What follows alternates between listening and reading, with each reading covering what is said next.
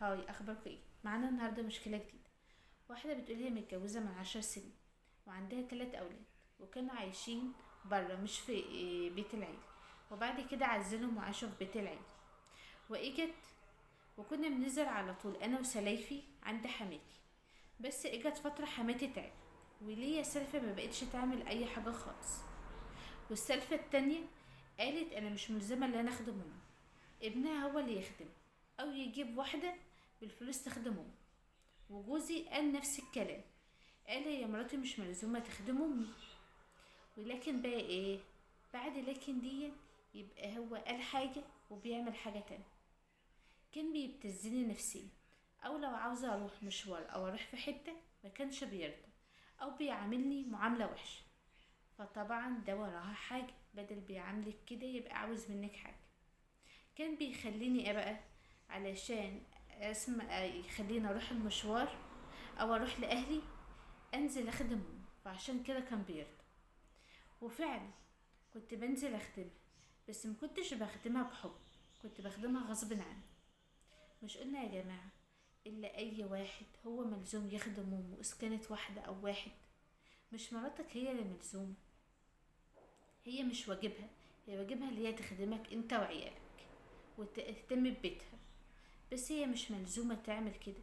الواحدة لما بتنزل تعمل كده هي بتعملها بحب، علشان انت بتحبها، علشان انت بتحترمها، علشان انت بتعاملها معاملة كويسة، علشان انت بتحترم اهلها.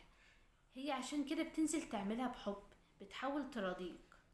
بس اللي انت تعملها معاملة وحشة علشان تنزل تخدمها غصب عنك، لا. ما هي مرة في التانية في التالتة مش هترضى، وما عادش هيفرق معاها حاجة. ليه الزوج مفكر ان الزوجة ده واجبها؟ لا، ده مش واجبها، ده واجبك انت. انت اللي تراعي اهلك، مش هي اللي تراعي اهلك. بتعملها دي بحب، علشان هي حابة كده، علشان بترضي ربنا. بتقول لا، انا هنزل اخدمه علشان عارفة ان هو تعبان بيجي من الشغل، مش علشان انت بتغصبها على كده او بتعاملها وحش فبتبقى مجبورة. مع الوقت مش هتحب كده. وفعلا كنت بنزل اخدمها غصب عني مش بحب، وكنت باجي على صحتي. ولو يوم تعبت وهي عاوزة تاخد شاور، فكان واقول له لا مثلا انا تعبانه او مش قادره، خليها مثلا بكره. كان بيعاملها وحش، وكمان كان بيضربها. وعلى العلم هي صحتها كويسه احسن مني، بس ولادها عودوها على كده. وكانت اختها كانت بتيجي تحميها، بس زهقت ومبقتش بترضى تيجي. ولو انا تعبت يوم وقلت مش قادره، كانت هي بتضرب لي بوزها 10 متر، وجوزي يجي يضربني ويهيني ويقول لي انت بتخدم امك وابوكي، هي جت على امي. وكلامه زي السم.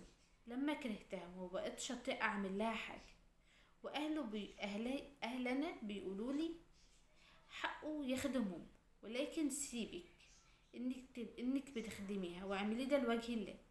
وانا تعبت نفسيا وجسديا، ودايما بقيت متوتره، غير ان دايما يقلل مني من كل حاجه بعملها، ويقول لي اللي انت جايه من تحت الجاموسه، مع ان تعليمي عالي اعلى منه واعلى من سلايفي، واهلي كمان مرتاحين ماديا ولهم اسمهم. بس ما بقاش في حاجه اسمها، بس ما عندهمش اللي يقولها اللي انت تسيبي بيتك. انت ملزومه ان انت تقعدي في بيتك وتحافظي على بيتك عشان اولادك. بس فكره ان انت تطلقي دي لا. وفعلا انا ما عدتش عارفه اعمل ايه، لدرجه كنت بروح لدكتور نفسي من ورا، وكانت الجلسات غاليه، ومبقتش استمر معاه. فانا فعلا اللي انا وانا فعلا نفسيتي بقت وحشه، وما عدتش عارفه اعمل ايه. وكمان بدأ عليها اللي ربنا ياخدها. بصي، هو انت ممكن تضحكي عليها بالكلام، يعني مثلا لو انت في يوم مش قادره تحميها تقول له والله انا شفتها اللي هي بتكح، او هي هتاخد باب، فبلاش النهارده خليها بكره لو انت تعبانه ومش قادره.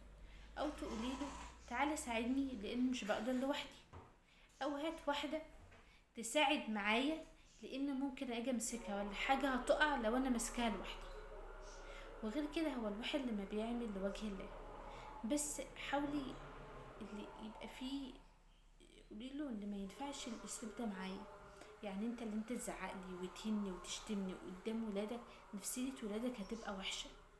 وغير كده اقعدي اتكلمي معاه، قولي له ما ينفعش الاسلوب ده وما ينفعش الطريقه دي، وغير كده انا بعملها علشان انت ما تزعلش، وغير كده انا بعملها لوجه الله. فما ينفعش اللي انا اجي فوق وتحت اللي انا اخدم، فتخلي واحده تيجي تساعدني. ما تقولوش ليا تيجي واحده تعمل مكاني، لا، واحده تيجي تساعدني مع مامتك، عشان عارف ان انا مش بقدر اعمل الاتنين. وزوجك المفروض يعني انت واحد، يعني تراعي ربنا، هي واحده بتنزل تخدم امك، ما تجيش بقى على حاجه هي عاوزاها علشان تعملها، يعني ده ما يرضيش ربنا. حاول تحترم مراتك وتحببها في امك، مش تخليها تكرهها.